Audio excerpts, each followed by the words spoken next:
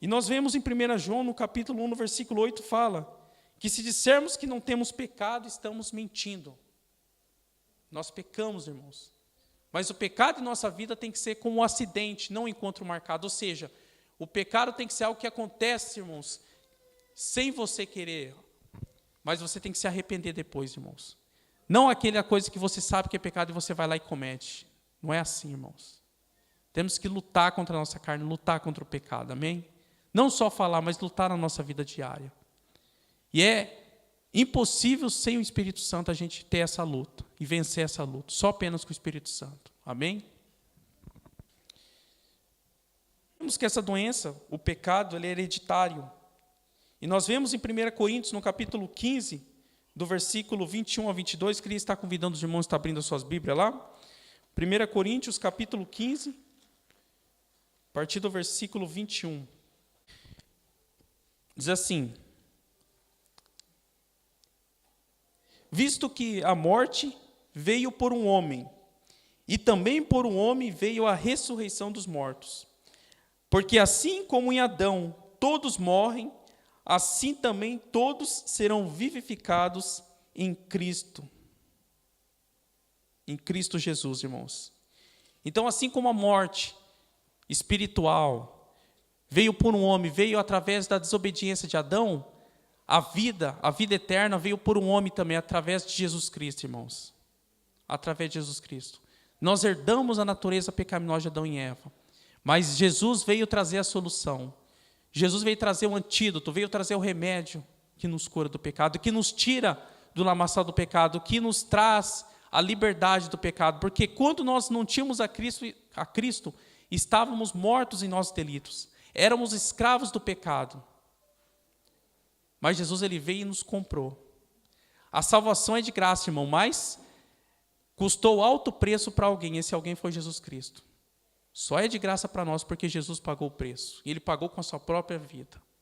Mas para a glória e para a honra do nosso Deus, Jesus morreu, mas ao terceiro dia ele ressuscitou e vive agora e para sempre. Nós vemos também que o nosso médico, Jesus Cristo, ele nunca falha.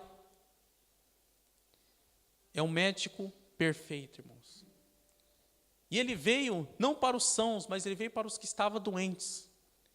Mas ele veio para a humanidade toda, porque a humanidade toda precisava de Jesus. Precisava se curar do pecado. Porque quando Jesus veio, irmãos, Deus ele já estava cansado daquele sacrifício que o povo de Israel fazia.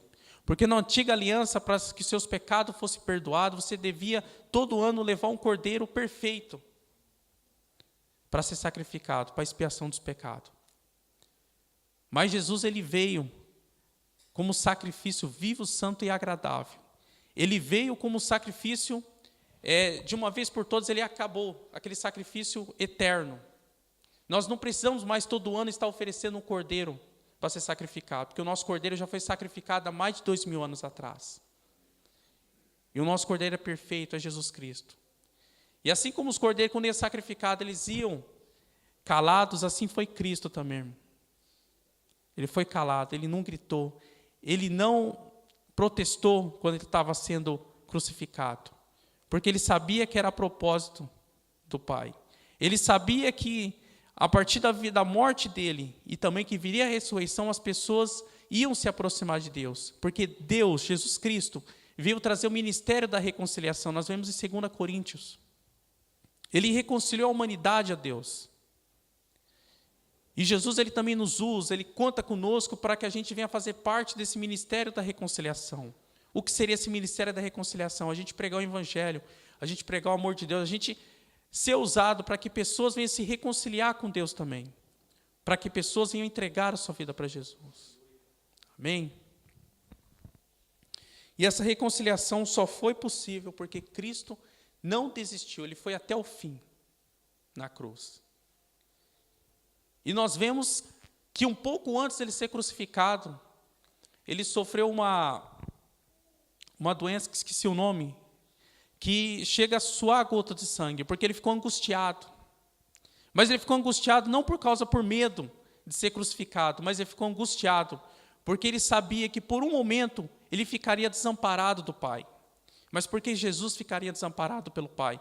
Porque o pecado estava sobre Jesus, o nosso pecado, o meu e o seu pecado, o pecado da humanidade toda estava sobre Jesus na cruz. Por isso que naquele momento Deus virou as costas para Jesus. Porque nós vemos que Deus ele não consegue, Ele não gosta, Ele não quer ver o pecado. E o pecado estava sobre Jesus, que era o nosso pecado. Jesus se fez maldito por nós, para que nós possamos estar aqui hoje. Jesus se fez maldito pela gente, para que a gente pudesse se reconciliar com Deus.